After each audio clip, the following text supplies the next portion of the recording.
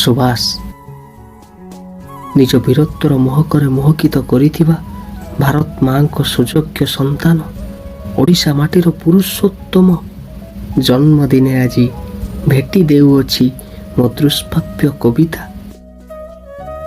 ଅଛ କେଉଁ ଶୂନ୍ୟେ ଡାକ ମୁଁ ଛାଡ଼ୁଛି, ଶୁଣ ମୋ ଅନ୍ତରର କଥା। ଦେଶ ପାଇଁ ତୁମେ ତ୍ୟାଗ କରି ସବୁ ସାଜିଲ ସଂଗ୍ରାମ ପଥିକ।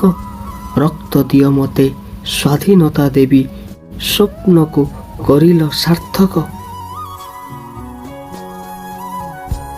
ସୁବାସ ନିଜ କାରିଗରୀର ନିଜ ଜନ୍ମଭୂମିକୁ ସୁନ୍ଦରତାରେ ସଜେଇଥିବା ଭାରତ ମାର ଯଶସ୍ୱୀ ପୁତ୍ର, ଉତ୍କଳ ଭୂମିର ସର୍ବଶ୍ରେଷ୍ଠ ବୀର। ଦେଶଦ୍ରୋହୀ ସାଜି ନିଜ ଦେଶେ ହଜି, ସାଜିଲ ବଞ୍ଚି ଥାଉ ଥାଉ ଶବ। କେତେ ଲୋକ ନିନ୍ଦା, କେତେ କେତେ କଥା, କିଛି ଦିନ ଚାଲି ସରିଲା ବିବାଦ। ଦେଶ ଦେଶ ବୁଲି ତୁମେ ଗଢ଼ିଲ ଆଜାଦ ହିନ୍ଦ ଫୌଜ। ଦିଲ୍ଲୀ ଚଲୋ ନାରାରେ କମ୍ପିଲା ଏ ଜଗତ। ସୁବାସ ଜାଣିନାହିଁ ତୁମ ନାଁର ଅର୍ଥ କ'ଣ, ଜାଣିନାହିଁ ତୁମ ନାଁର ଅର୍ଥ କ'ଣ। ଦେଖିନାହିଁ ତୁମ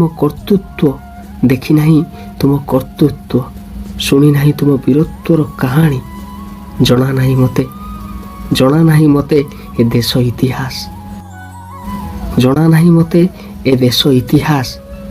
ତୁମ ପଟ୍ଟଚିତ୍ର ଦେଖି ଯାହା ମୁଁ ବୁଝିଛି, ତୁମ ତର୍କ ବିବାଦକୁ ଯେତିକି ଶୁଣିଛି, ଅନେକ ଭାବିଛି, ଏତିକି ଲେଖିଛି। କିନ୍ତୁ ପଢ଼ିନାହିଁ ଏ ଜାତି ଭୁଲ ଇତିହାସ, କିନ୍ତୁ ପଢ଼ିନାହିଁ ଏ ଜାତି ଭୁଲ ଇତିହାସ, କିନ୍ତୁ ପଢ଼ିନାହିଁ ଏ ଜାତି ଭୁଲ ଇତିହାସ।